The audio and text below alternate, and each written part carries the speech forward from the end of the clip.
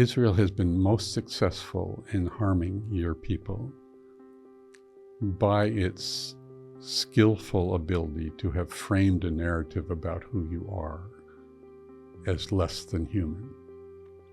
Less than a human. Less than human.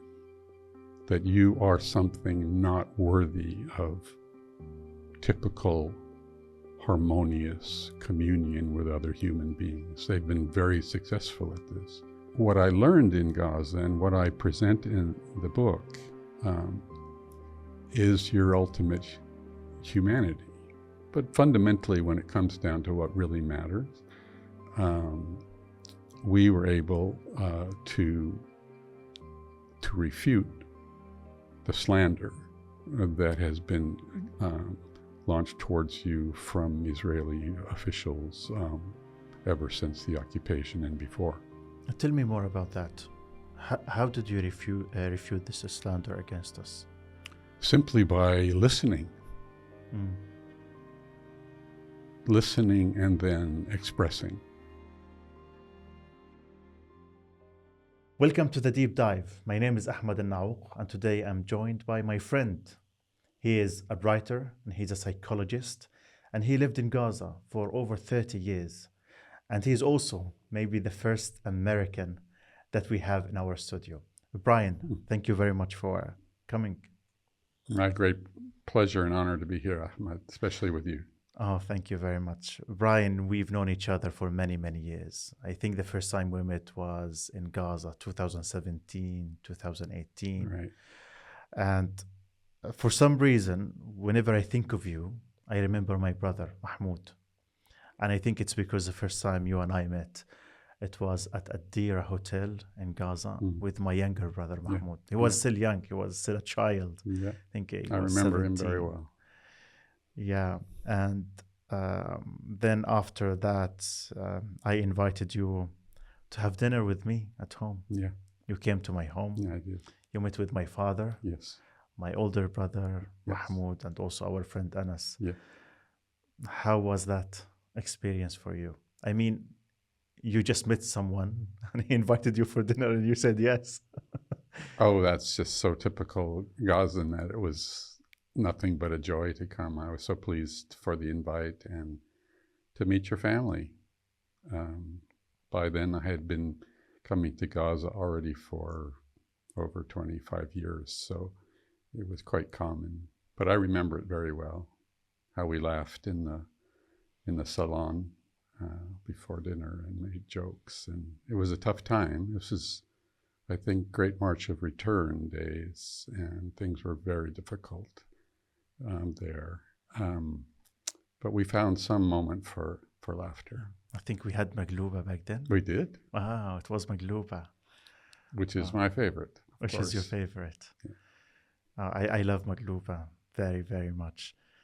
Mahmoud back then, he did not go to college. He wasn't at college yet, but I remember you liked his English more than mine. Did I? You said his pronunciation is better than mine. That's what we were laughing about. Was very talented, yeah.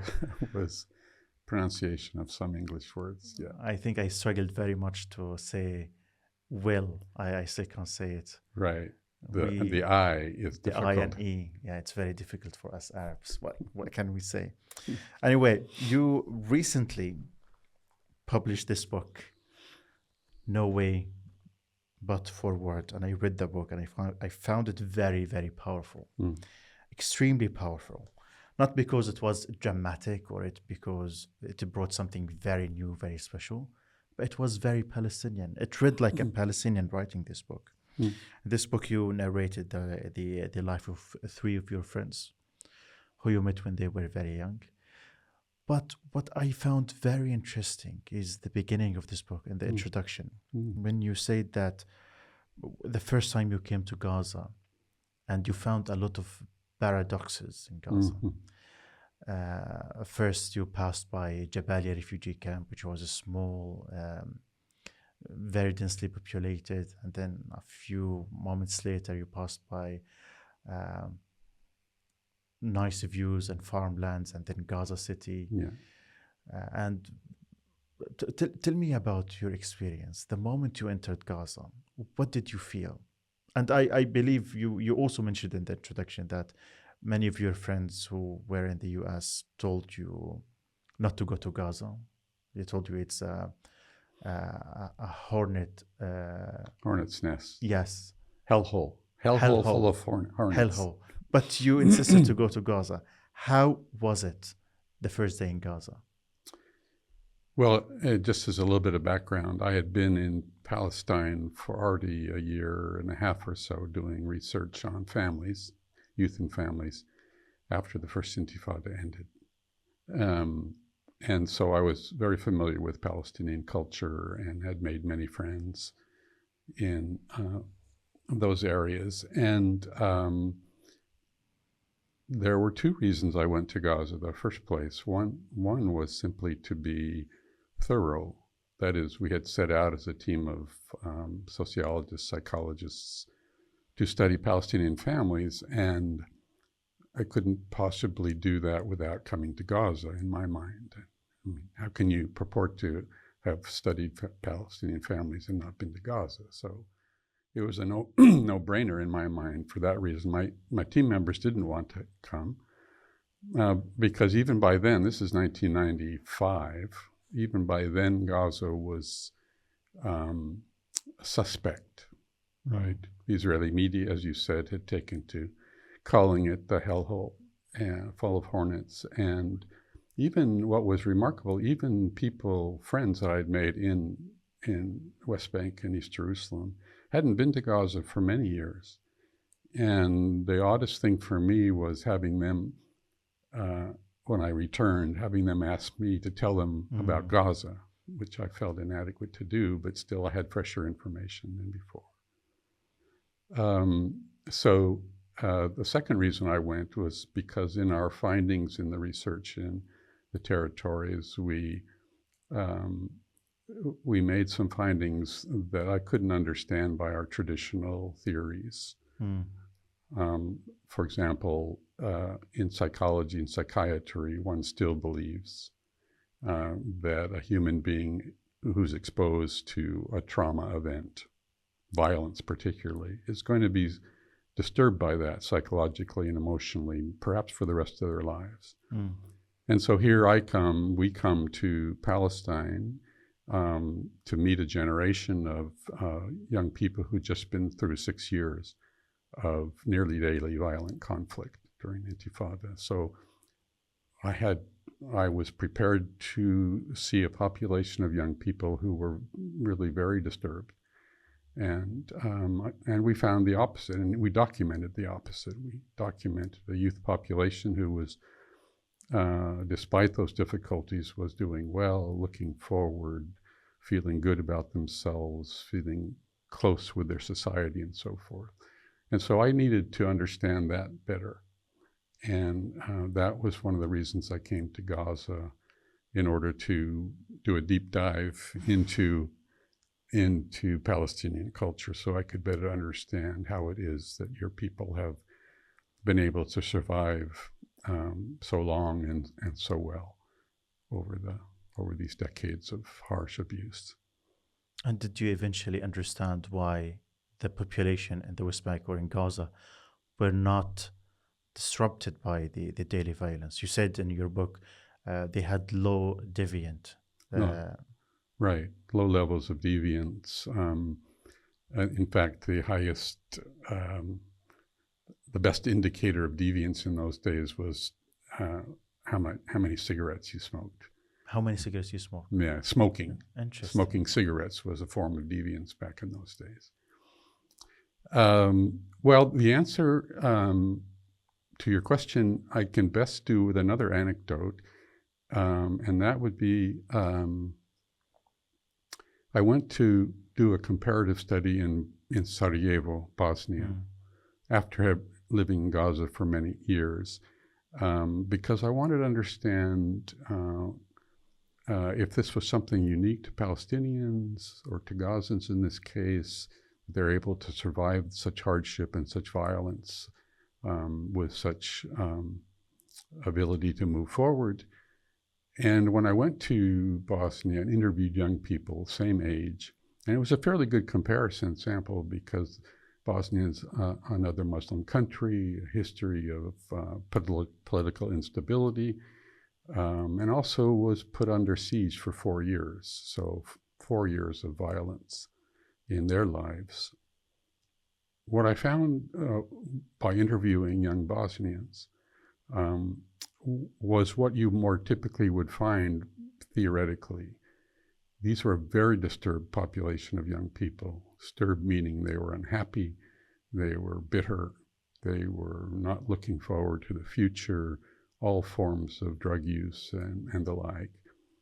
And I discovered by listening carefully to them and comparing them with the dozens of interviews I'd already done in Gaza, was that they were unable to understand the context of their violence.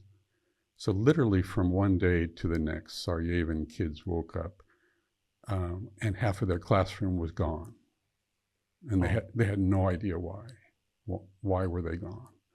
They would ask their parents what was happening, why this violence, and their parents couldn't explain it to them either because they didn't know.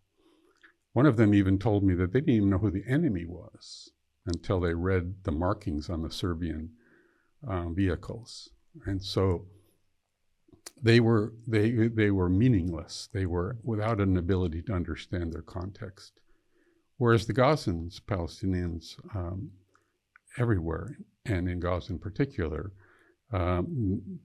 their narrations of their life during the Intifada were packed full of meaning. They understood precisely what the conflict was about, and they were able to endorse it morally and ethically. It was their right to struggle against this brutal occupation. So they knew what they were doing. Their parents fueled their passion with their own stories of abuse in earlier years.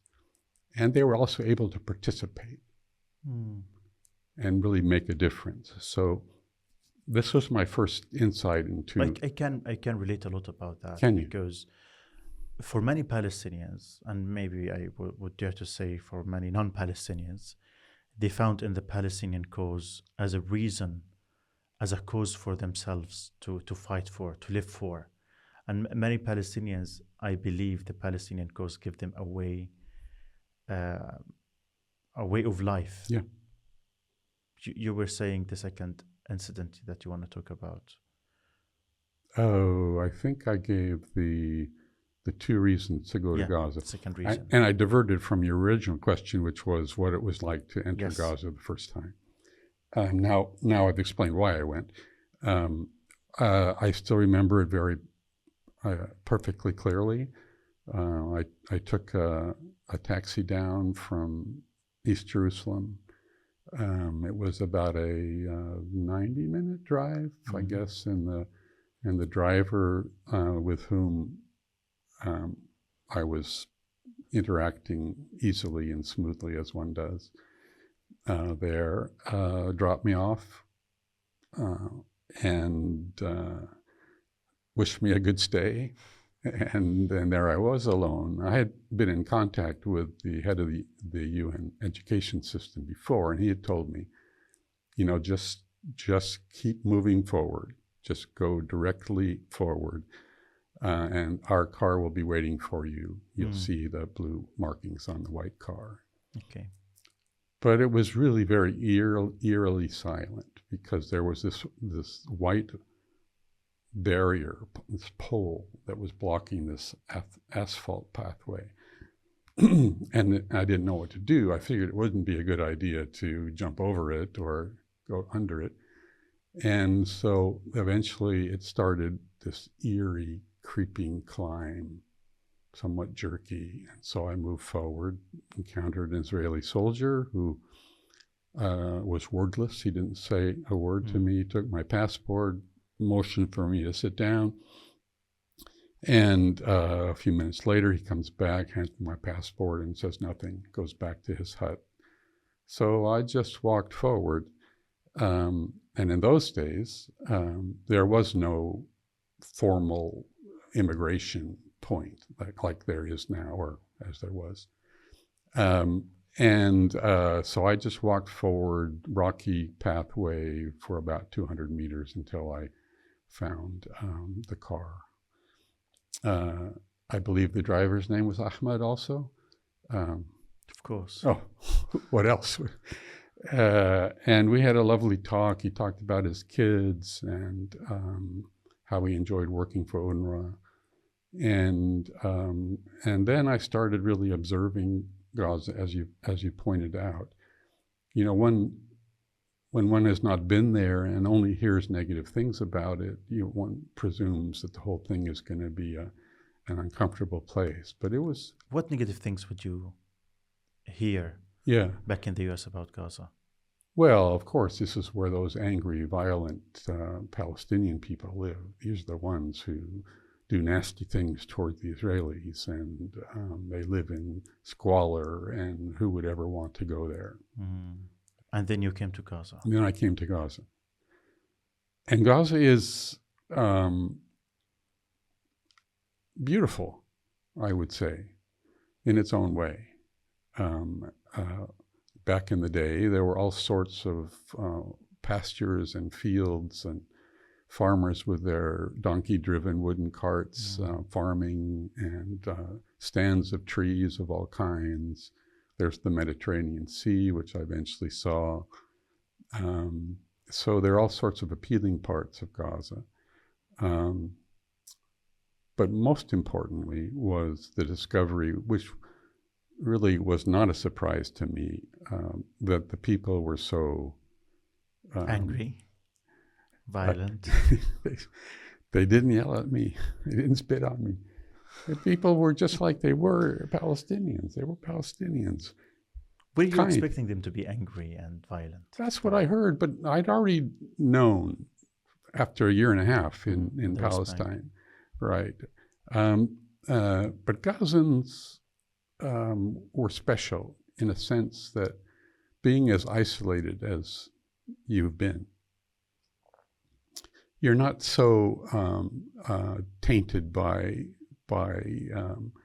the Western influences, and I found your people to be extremely endearing and so kind and so respectful. I mean, here I am, an American, coming, and if Palestinians know anything, they know political history, right? Mm-hmm. And you know, my country has not served you well and has done great damage to your people. But that was never held against me.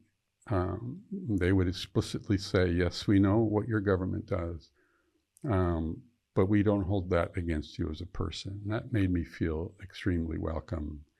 And that began my visits to Gaza for the next decades. And in your research, you did your research on 5,000 families in the West Bank and 2,000 in Gaza? Right. Total 7,000 families. That's a lot of people. Mother, father, and adolescent child. Right. It's a lot of people you met in Gaza. Yeah. You came after the first intifada to Palestine, to Gaza and the West Bank. Mm. Have you met with any people who were active in the intifada, in the first intifada? Those are the only ones I met with. It was my purpose to study them. Okay. So I met with thousands. And the intifada now, only when I came to the West, to live in the West, I understood that the word intifada is associated with violence, with evil in Palestine. And you were an American. You are an American. And then you came to Gaza and the West Bank to study those who were involved in the intifada. What were your findings? Well, let me put it this way. I think Israel has been most successful in harming your people by its skillful ability to have framed a narrative about who you are as less than human. Less than a human. Less than human. That you are something not worthy of typical harmonious communion with other human beings. They've been very successful at this. And they're still doing it, as we can tell now, even in the last years. Their leaders are unashamed about openly saying that you're animals. So what I learned in Gaza and what I present in the book is your ultimate humanity. So the book reveals your humanity like no other, in the sense that it covers life over 3 decades. And so that's the most important finding we made. We made lots of findings and published those in many top academic journals and the like. But fundamentally, when it comes down to what really matters, we were able to refute the slander that has been launched towards you from Israeli officials ever since the occupation and before. Tell me more about that. How did you refute this slander against us? Simply by listening. Listening and then expressing. Right. So this book, for example, contains none of my thoughts, none of my theories or ideas. It's simply a narration of the lives of 3 families. It is their stories, which I stitched together in hopefully some decent writing. But it is allowing you to speak to the world in your own voices. And when you speak, you reveal, of course, that you're as human as anyone else is. I have to admit, when I read that book, it felt like a Palestinian who wrote it. It is a very Palestinian book. But really, before we go to the characters that you narrate in this book, I want to talk more about the Intifada. As an American psychologist, writer, who studied the Intifada, you were in Gaza and the West Bank during the second Intifada as well. What does the Intifada mean to you? What comes to my mind is the masterful display by a group of people, primarily young people, who have fought for their rights to be viewed as decent and dignified people.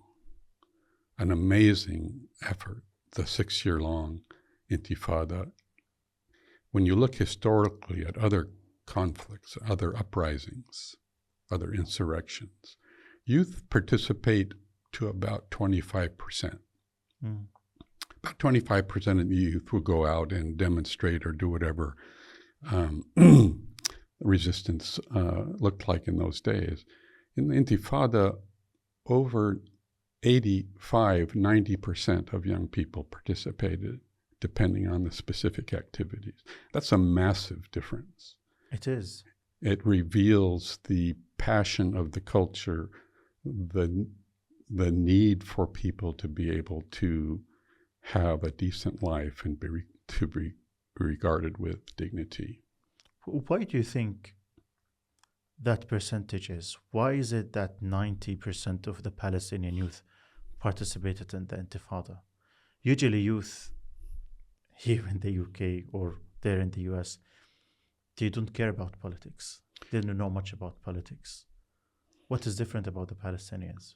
The difference is that your people have needed to resist in order to fight the occupation, which has so brutally treated you over the decade. So I think any human being who was exposed to those circumstances, we're talking about deprivation of everything imaginable, identity, access to resources, and over the decades, freedom of movement. Most Gazans have never been outside of Gaza. And the like. Any people who would be faced with those oppressive conditions would need to resist it, to fight against it. And there's nothing shameful about resisting the occupation. Oh, it's a source of great pride. Greater pride. Great pride. In fact, the overwhelming theme in the countless interviews I did with young people of the first intifada was a sense of pride and social cohesion. We did this as a people. Why is it, Brian, that when it comes to all civilizations, peoples, population who were under occupation, those who resist the occupation have always been viewed as freedom fighters, as heroes. But when it comes to the Palestinians, they're viewed as terrorists, as bad people, as violent. In my view, precisely because of what I said earlier, that Israel's been so successful at labeling you as not human, that your actions, whatever they are, that contradict what Israel wants, are viewed as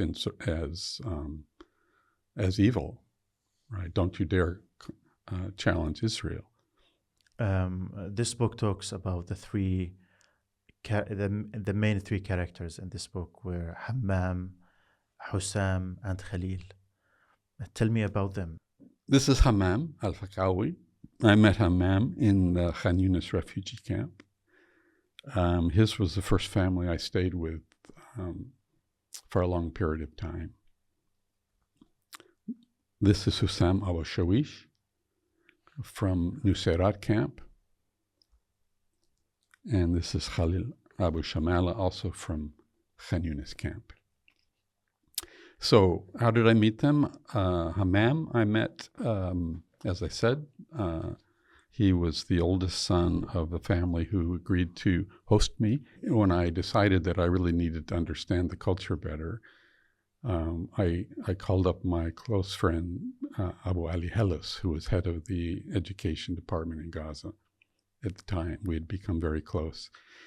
And I said, Abu Ali, I have this notion that I want to come and live in Gaza in refugee camps with families. And my only conditions were that one of them would speak English well enough to start teaching me Arabic.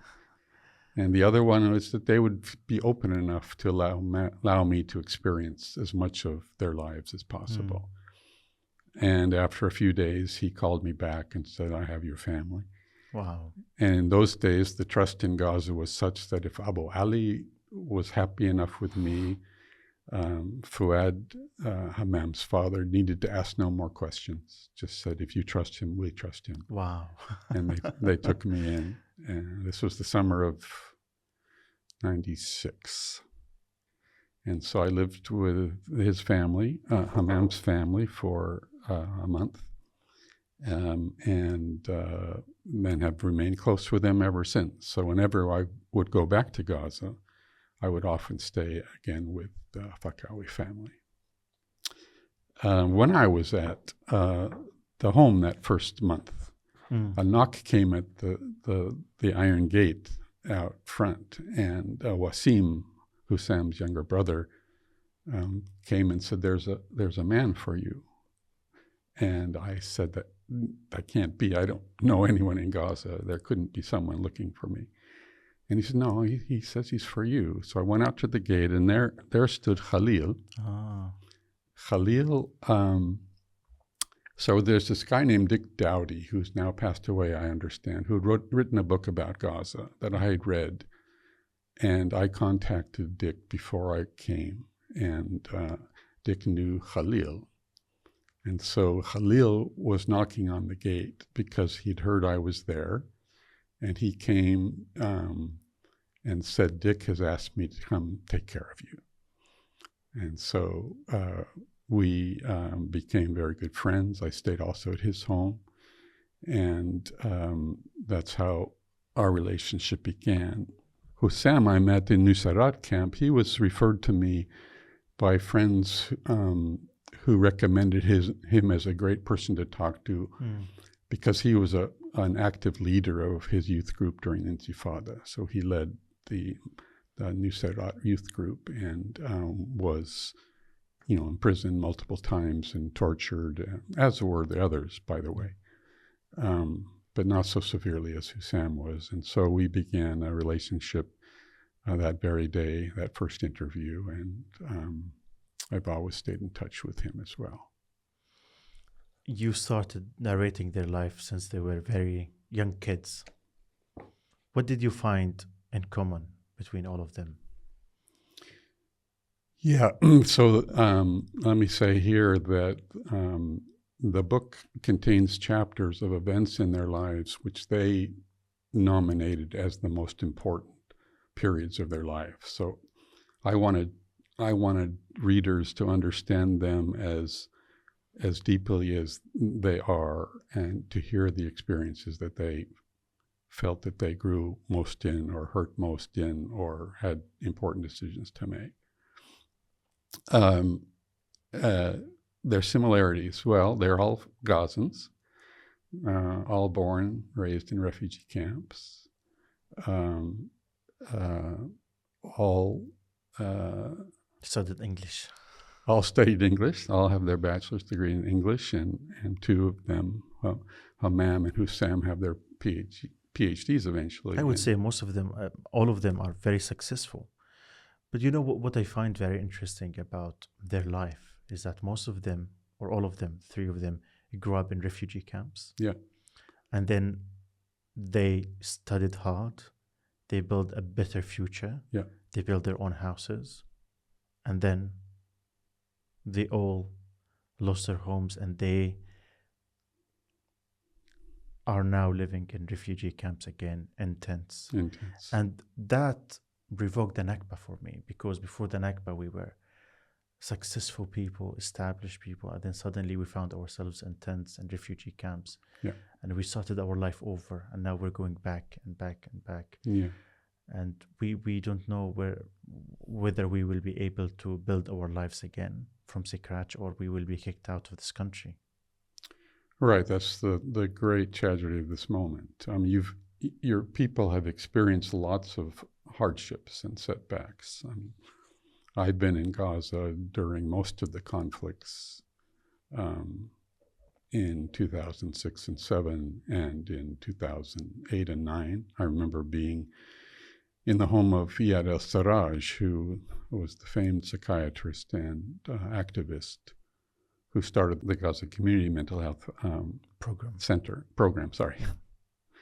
And he told me things were just unbelievably horrible during that 21-day war, bridging 2008 and 9.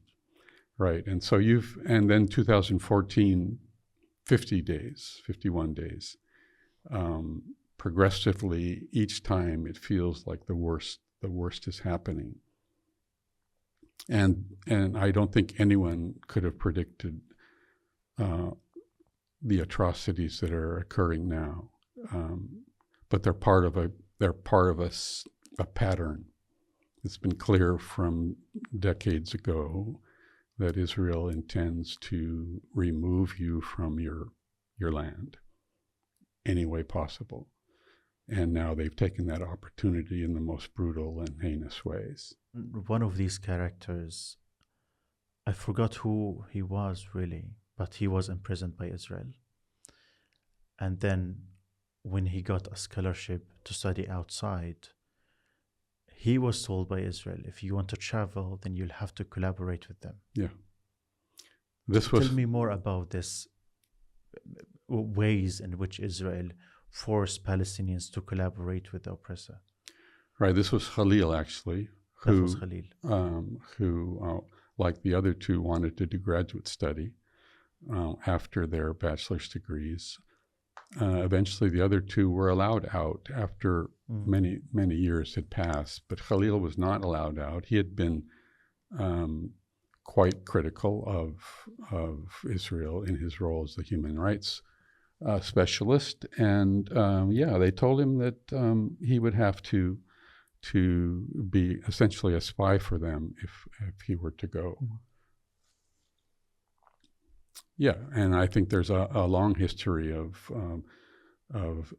things the Israeli military has done to intimidate and to trap people into being collaborators, whether it be by bribing them or by catching them in compromising moments, staging compromising moments, and then filming that and then using that against them. Blackmail them. Yeah. How did that affect the psychology of the people in Gaza?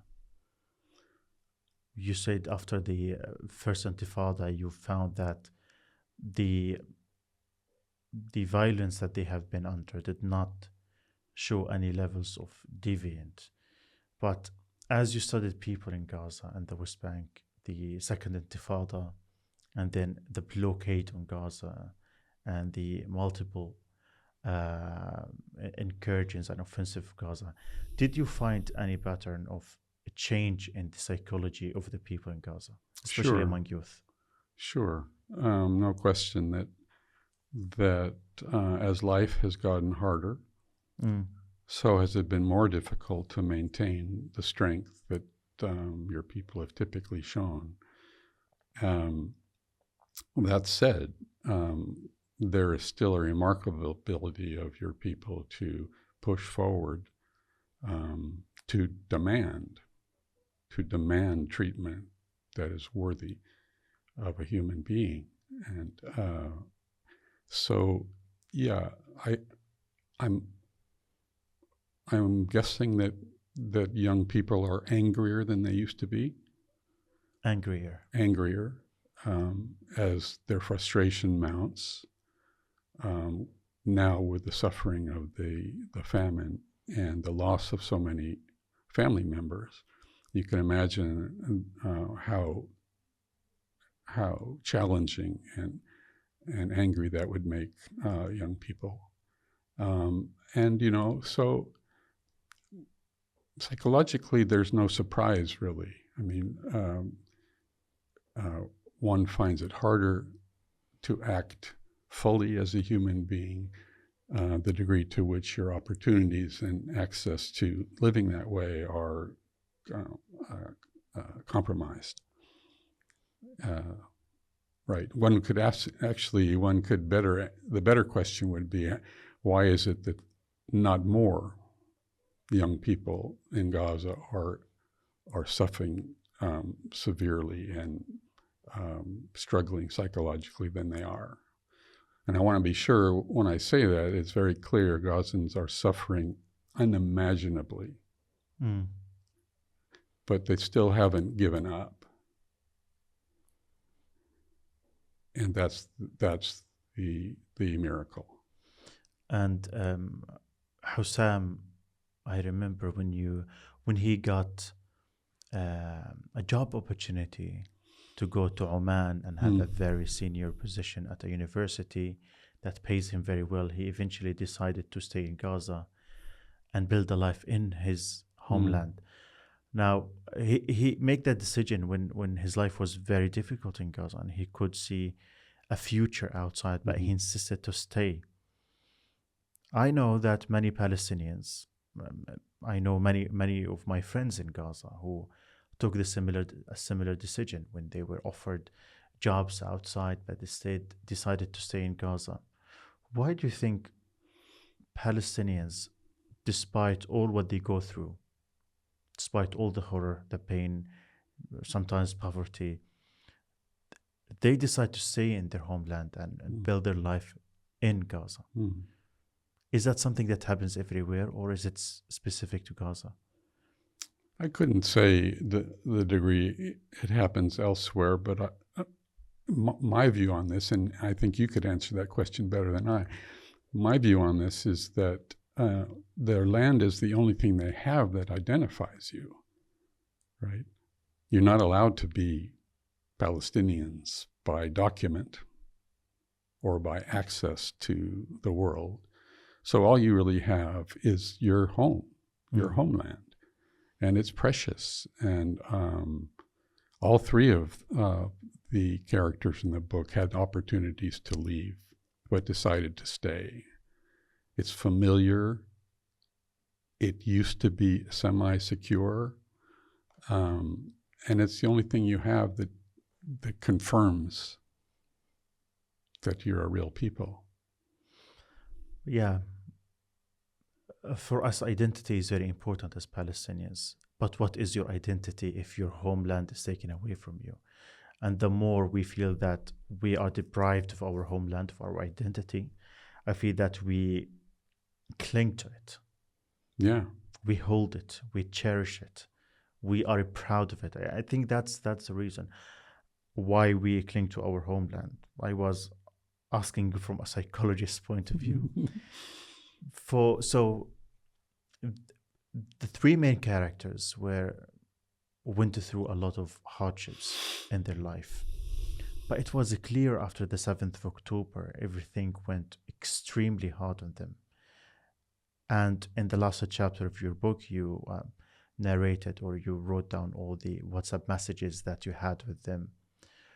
How was it for you to experience this? I mean, these are three of your dear friends, very good friends, and then you are in the US, watch them as they lose loved ones, as they starve, as they suffer.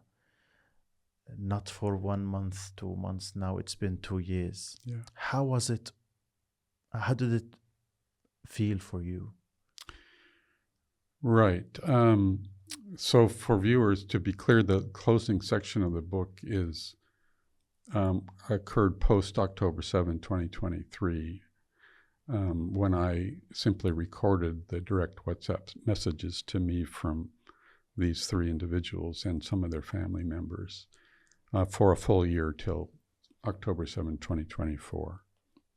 And that's all in the book. How it affected me, I don't like to talk so much about my own pain, but it has been devastating to see who I consider my loved ones experience this kind of unrelenting abuse.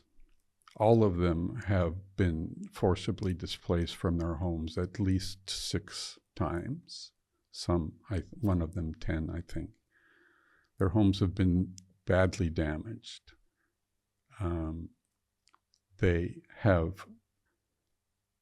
They spend all of their time now, all 3 of these fathers spend every waking hour looking for food and water. What's really so hard for many of them is the unpredictability of the future, as you can imagine. Now, not knowing several things, not knowing if tomorrow you're going to be killed. Yeah. Not knowing if tomorrow you decide to go search for flour, you might get targeted on the way. But also not knowing where your home's going to be. Hammam, who's been in a camp in Al-Mawasi, in a tent in Al-Mawasi now for 6 straight months, fears he'll never see his home again in Khan Yunis. And it looks like he may not. Then the fear of not knowing if you can't return to your home, where are you going to be? Really? Are you going to kick us out of our homeland completely? What's life going to be like then? I mean, the list of fundamental fears and agonies is endless now during this most horrific time. So it hurts a lot. And there's a feeling of helplessness, right? I wish I could do something. Part of me says I really want to be there, which is maybe an honorable idea, but a silly one. If I were there, they would want to take care of me. Right? It would be a great burden on them. So, yeah. Before we started this conversation, you said that at some point you wanted to live in Maghazi. And Maghazi is a refugee camp. It's a very crowded, very busy, not a very nice a place for maybe a Westerner to come and live in. Why did you want to live in Maghazi, in Gaza, despite all of this? Right. Maghazi was my choice because that's where I happened to spend much of my time over the decades. The idea was that I wanted to live in Gaza. And since I, by design, lived with refugee camp families, in a camp would be the right place to be. And the drive was simply because as hard as life is there, not only for your people, but for me as a spoiled Western white man,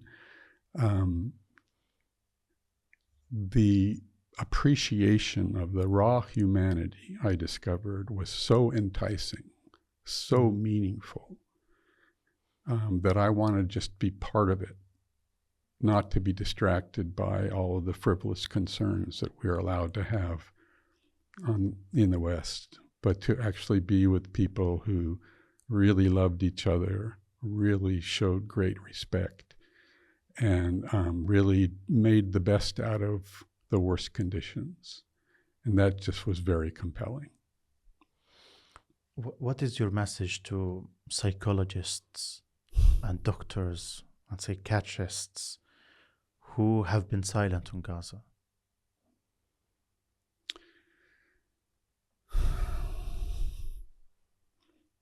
How profane can I be? My message: to wake up, to listen, and to proclaim this horror. Share it, and force our governments and our people with power to not let this go on anymore, and certainly to stop our facilitation of it through literally supporting it with money and bombs. Finally, Brian, what do you feel that most people in the West need to understand about Gaza right now?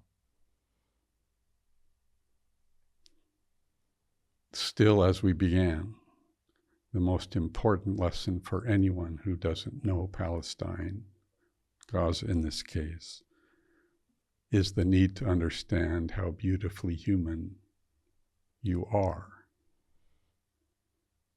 And when one reaches that appreciation, then one automatically wants to put action in to change things. But you can't do that until you fully appreciate just how essential and vital and honorable Palestinians are.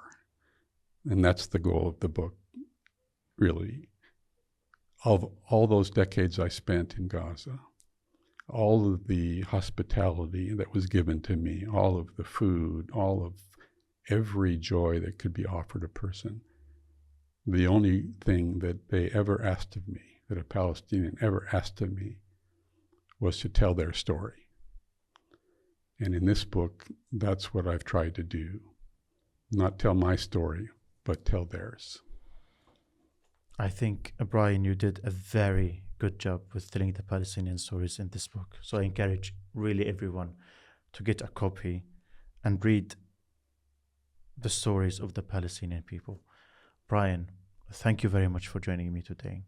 And I really hope one day you and I can go back to Gaza, Inshallah, and live in Deir al-Balah or in Maghazi or in Khan Yunis, when it is free of the occupation, when the Palestinians are back to their homes and lands, inshallah, in a better circumstances. Thank you very much. I can think of nothing nicer. Thank you very much. Thank you so much, Ahmed. If you are enjoying this podcast, and if you enjoy listening to the Palestinian voices and to the voices that breathe the air of Palestine, please support Palestine Deep Dive at palestinedeepdive.com/support.